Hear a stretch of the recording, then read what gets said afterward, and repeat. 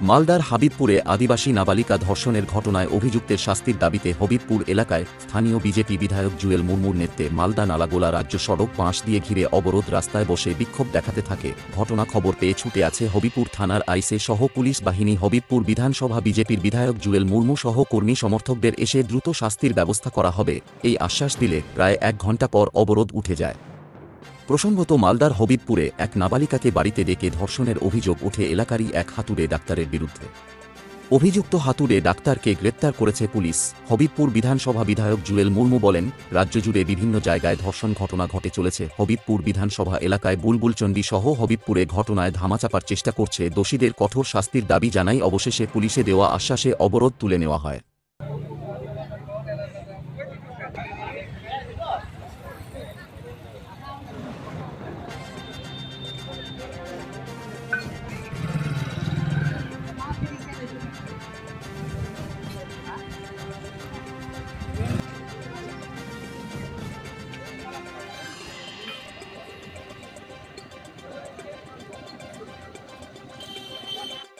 হচ্ছে এটা সাধারণ মানুষের দাবি, যেভাবে দিকে দিকে রেপ এবং ধর্ষণ চলছে তার মধ্যে দিয়ে আমাদের যে আজকে পথ অবরোধ, আমাদের 28 তারিখে যেভাবে নাবালিকা মেয়েকে ধর্ষণ করা হয়েছে তার প্রতিবাদে আমরা ন্যায় বিচার পাওয়ার জন্যে আমরা আজকে ধর্নাতে এইখানে আমরা বসেছি, রোড ব্লক করেছি। আজকে আমরা সাধারণ মানুষ এখানে জমায়েত হয়েছে।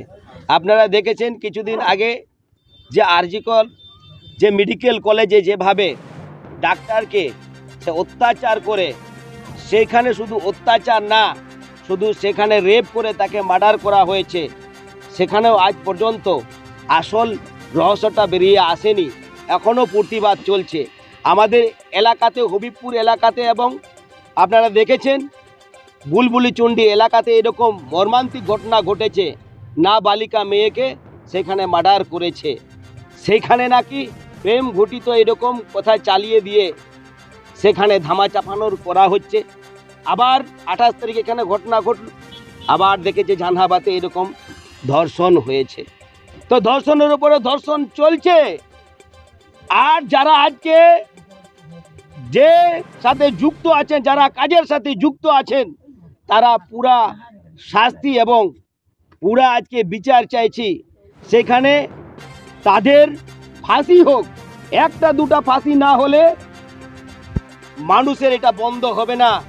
এখানকার মানুষ যেখানে সাজা পাক, এখানকার যারা আজকে ওই কর্মর সাথে যুক্ত আছেন তাদের ফাঁসি হোক, এই দাবিতে আমরা আজকে আমরা পথ অবরোধ করছি।